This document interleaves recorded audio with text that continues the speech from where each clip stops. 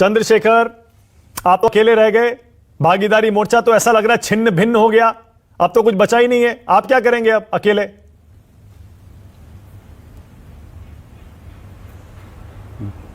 किसने कह दिया अकेला रह गया हूं?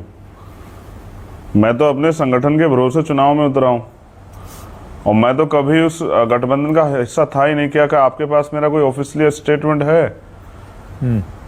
लास्ट टाइम हम लोग जब बात की तब भी मैं उसका हिस्सा नहीं था। पॉलिटिकल बात जो है, जब कुछ किसी पार्टी के लीडर्स मिलते हैं, राष्ट्रीय अध्यक्ष मिलते हैं, तो होती है। और कोई किसी को जिता हरा नहीं सकता। जनता जिताएगी, जनता हराएगी। तो हम तो जनता के भरोसे हैं। हम तो अपने मूवमेंट को, अपने आंदोलन को, अपने संगठन को धार दे रहे हैं। तो मुझे लगता है कि हम तो जनता के भरोसे हैं और जनता के सहारे उत्तर प्रदेश में अपनी ताकत को बनाने का काम करें। ठीक है, लेकिन ओम प्रकाश राजभर जब ये कहते हैं कि मैं 2022 के सीएम को लेकर आया हूं अखिलेश के बारे में, उससे क्या सियासी हवा का रुख नहीं पता चलता है? बीजेपी ने अपना गठबंधन बना लिया, समाजवादी पार्टी ने अपना गठबंधन बना लिया, ओम प्रकाश राजभर ने अपना गठबंधन तोड़ के अखिलेश का दामन थाम लिया। इसका मतलब सियासी हवा राजभर के हिसाब से अखिलेश के पक्ष में बह रही है।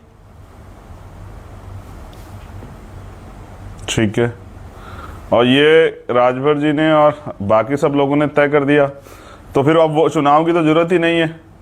अब तो डिक्लेयर कर देना चाहिए कि भाई सीएम बन गए। तो उत्तर प्रदेश के 20-22 करोड़ लोग तो बेवकूफ हैं। देखिए मानक भाई, आप भी जानते हैं और मैं भी जानता हूं, अगर एक वोट से भी कोई कैंडिडेट चुनाव हारेगा तो सदन में नहीं घुस सकता है। और उत्तर प्रदेश की महान जनता सारे नेताओं को देखती आई है, तो वो फैसले लेगी। अभी जैसे मैं आपको सुन रहा था, अभी आप कह रहे थे कि बीजेपी 100 विधायकों के टिकट काट रही है, तो जनता काटेगी। आप लड़ा के देख लो। जनता में जो गुस्सा है, विरोध है, और विपक्ष का काम होता है जनता को तैयार करना। जनता तो विचार, जनता के पास कोई विकल्प नहीं है। जनता चुनेगी और फिर उसके बाद 5 साल इंतजार करेगी, फिर 5 साल बाद चुनेगी। नहीं, लेकिन आपको इतना भरोसा क्यों है कि आप अकेले कुछ कर लेंगे इस चुनाव में?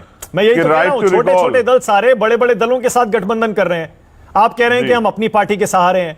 आपने ये पहला चुनाव आप लड़ोगे इस बार, तो आपकी पार्टी को क्यों चुनेगी यूपी की जनता, जब बड़े बड़े दिग्गज मैदान में है? बीजेपी और छोटे दल हैं, अखिलेश यादव के साथ और दल हैं, बीएसपी है, कांग्रेस है। तो मैं ये पूछ रहा हूं कि क्या इस वजह से मैं चुनाव ना लड़ूं कि बड़े बड़े दल हैं, बड़े बड़े वृक्ष हैं, तो कोई नया पौधा नहीं उगेगा?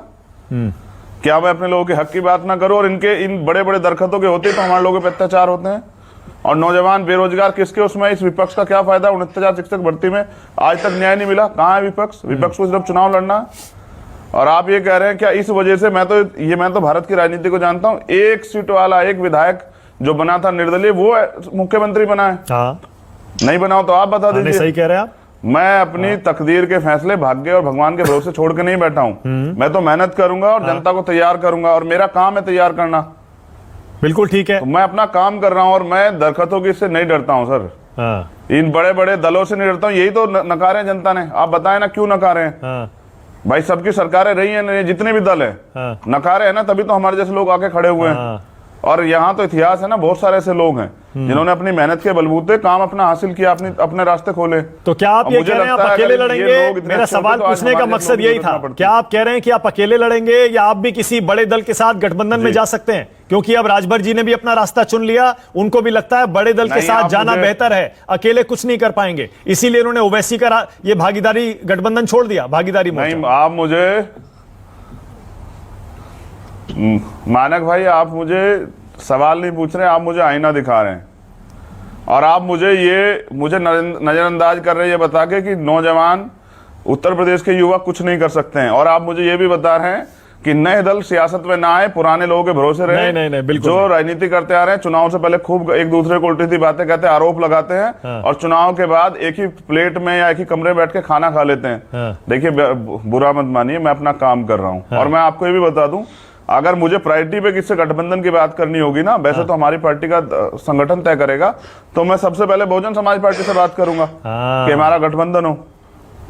तो जब यहाँ देखिए हो क्या रहा है ना, एक तरफ चाचा है जो प्रयास करे कि भतीजा एकजुट हो जाए, और एक तरफ भतीजा है कि वो प्रयास कर रहा है कि बुआ भतीजा एकजुट हो जाए।